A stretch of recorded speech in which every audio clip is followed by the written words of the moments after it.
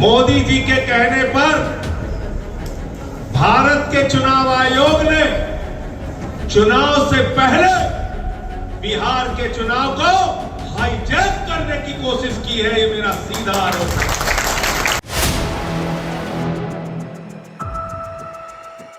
बिहार में संजय सिंह का चुनाव आयोग पर बड़ा हमला, बीजेपी के इशारे पर काम करने का लगाया बड़ा आरोप। इस वीडियो में हम इसी पर करेंगे बात। नमस्कार, 4 PM पर आप सभी का स्वागत है। बिहार में इसी साल होने वाले विधानसभा चुनाव को लेकर सियासी माहौल पूरी तरह गर्म हो चुका है। चुनावी सरगर्मियों के बीच हर राजनीतिक दल ने अपनी कमर कस ली है। जहां एक और नेताओं की रैलियां, रोड शोज और वादों की बौछार देखने को मिल रही है, वहीं दूसरी ओर आरोप प्रत्यारोप का सिलसिला भी जोरों पर है। इसी कड़ी में आम आदमी पार्टी के वरिष्ठ नेता और राज्यसभा सांसद संजय सिंह ने एक बड़ा बयान देकर चुनावी राजनीति में हलचल मचा दी है, जिससे कहीं न कहीं मोदी नीतीश कुमार को भी सोचने पर मजबूर कर दिया है। संजय सिंह का बयान आपको हम सुनाएंगे, लेकिन उससे पहले आपको हम बता दें कि बिहार में विधानसभा चुनाव के पहले वोटर लिस्ट के गहन पुनरीक्षण को लेकर राजनीतिक सरगर्मी बढ़ी हुई है। बता दें कि बिहार में चुनाव आयोग ने मतदाता सूची को सुधारने के लिए विशेष गहन पुनरीक्षण की शुरुआत कर दी है। इस अभियान के तहत हर योग्य व्यक्ति का नाम मतदाता सूची में शामिल करने का लक्ष्य रखा गया है। इस प्रक्रिया को लेकर चुनाव आयोग ने एक आदेश जारी किया है, जिसके तहत 1 अगस्त 2025 को प्रकाशित होने वाली ड्राफ्ट मतदाता सूची में अपना नाम दर्ज करवाने के लिए 25 जुलाई 2025 से पहले पूर्व मुद्रित गणना फॉर्म पर हस्ताक्षर करके उसे जमा करवाना होगा। इस कदम से ऐसे गैर मौजूद मतदाताओं को बाहर किया जाएगा जो या तो मर चुके हैं या पलायन कर चुके हैं और जो उस विधानसभा क्षेत्र के सामान्य निवासी नहीं है।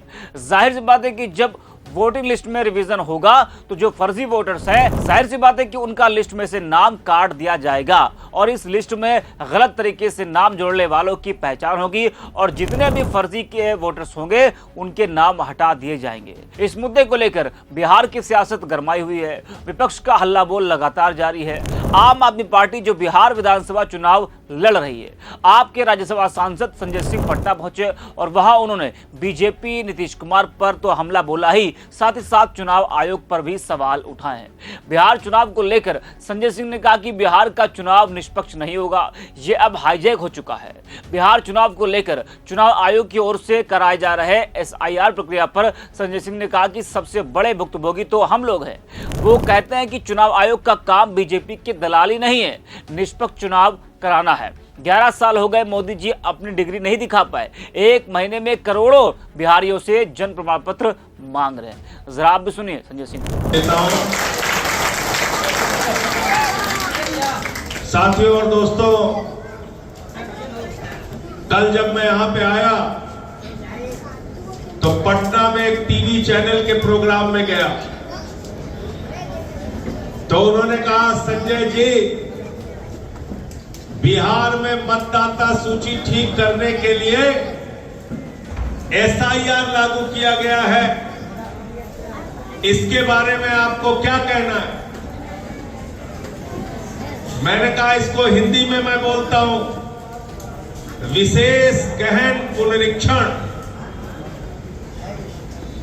मोदी जी के कहने पर भारत के चुनाव आयोग ने चुनाव से पहले बिहार के चुनाव को हाईजैक करने की कोशिश की है। ये मेरा सीधा आरोप है।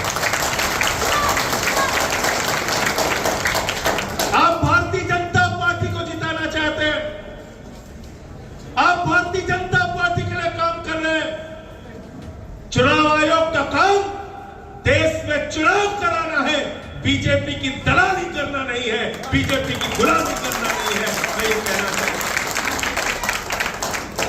लेकिन बड़े अफसोस के साथ मैं कह रहा हूं, आपने मतदाता सूची के रिवीजन के नाम पे जो शर्तें लगाई है, उसमें करोड़ों लोग बिहार के चुनाव में वोट देने से वंचित हो जाएंगे, चुनाव में वोट नहीं दे पाएंगे।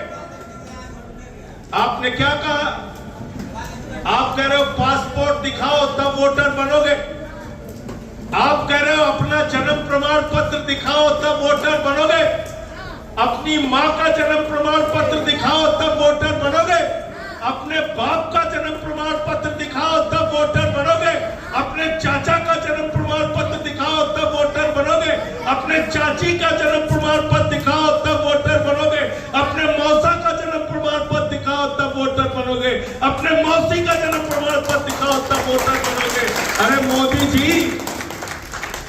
जी 11 साल हो गए तुमसे तुम्हारी डिग्री मांग रहा हूं, आज तक नहीं दिखा पाए।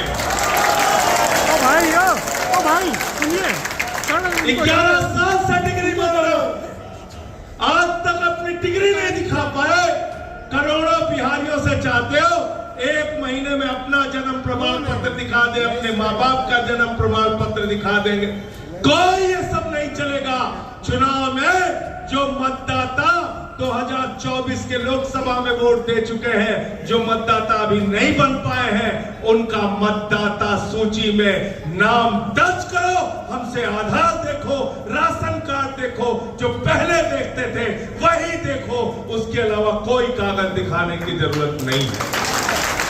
तो सुना आपने। बता दें कि सारा हंगामा 2003 के बाद मतदाता बने लोगों से सबूत मांगने को लेकर। चुनाव आयोग के मुताबिक 1 जुलाई 1987 से पहले पैदा हुए नागरिकों जो 2003 की मतदाता सूची में नहीं थे, उन्हें अपनी जन्मतिथि और जन्म स्थान का सबूत देना होगा।